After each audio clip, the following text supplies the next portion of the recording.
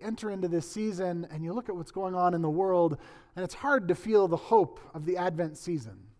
You look at the news and there's still the reality that, in the war in Gaza, more than 70,000 people have been killed since the beginning. 1,400 people killed in Israel. Millions of people displaced from their homes, women, children, elderly folks.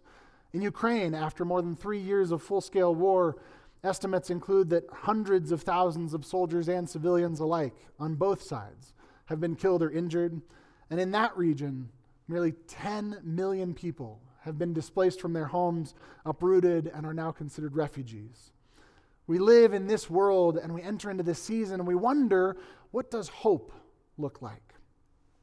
Across the world, women's bodies and lives are often subject to the decisions of those in power.